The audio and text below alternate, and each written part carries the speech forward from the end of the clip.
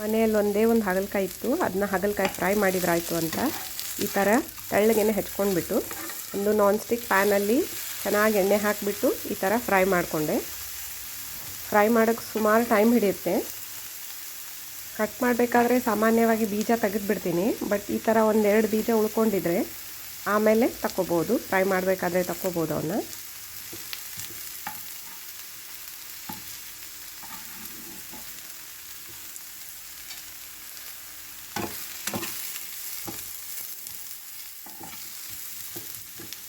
ಈ ಥರ ಸ್ಲೋ ಆಗಿ ಅದನ್ನು ಕುಕ್ ಮಾಡೋಕ್ಕೆ ಬಿಡಬೇಕು. ಸುಮಾರು ಟೈಮು ಫ್ರೈ ಆದಮೇಲೆ ಬೇಕಾದರೆ ಇನ್ನೂ ಸ್ವಲ್ಪ ಎಣ್ಣೆ ಹಾಕೋಬೋದು.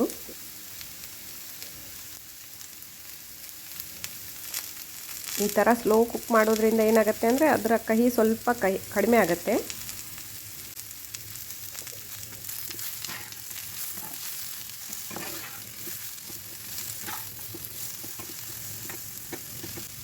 ಸ್ವಲ್ಪ ಬೆಂದ ಮೇಲೆ ಈ ಥರ ಸ್ವಲ್ಪ ಉಪ್ಪು ಹಾಕ್ಕೊಂಡು ಮತ್ತೆ ಫ್ರೈ ಮಾಡಿದರೆ ಇನ್ನೂ ಬೇಗನೆ ಸ್ವಲ್ಪ ಬೇಯ್ಕೊಳ್ಳುತ್ತೆ.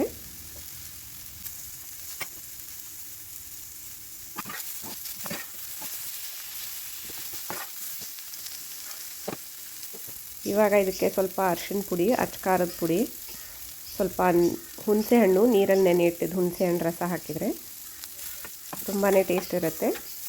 ಮೇಲೆ ಸ್ವಲ್ಪ ಮನೆಯಲ್ಲಿ ಬೆಲ್ಲ ಇದ್ದರೆ ಬೆಲ್ಲ ಯೂಸ್ ಮಾಡ್ಕೋಬೇಕು. ನಾನು ಸಾಮಾನ್ಯವಾಗಿ ಬೆಲ್ಲ ಪುಡಿ ಮಾಡಿಟ್ಟಿರ್ತೀನಿ, ಅದನ್ನು ಕೂಡ ಸ್ವಲ್ಪ ಹಾಕ್ತೀನಿ. ಇಷ್ಟೇ ಇಂಗ್ರೀಡಿಯೆಂಟ್ಸ್ ಹಾಕಿದ್ದಕ್ಕೆ ಇದನ್ನೇ ಚೆನ್ನಾಗಿ ಸ್ವಲ್ಪ ಬೇಯಿಸ್ಕೊಂಡು ಬಿಟ್ಟರೆ ಇನ್ನೊಂದು 2-3 ನಿಮಿಷ ಬೇಯಿಸ್ಕೊಂಡು ಸ್ವಲ್ಪ ಹೊತ್ತು ಗ್ಯಾಸ್ ಬಂದ್ ಮಾಡಿಬಿಟ್ಟು ಸ್ವಲ್ಪ ಮುಚ್ಚಳ ಹಾಕಿಟ್ಬಿಟ್ರೆ ಹಾಗಲಕಾಯಿ ಫ್ರೈ ರೆಡಿ.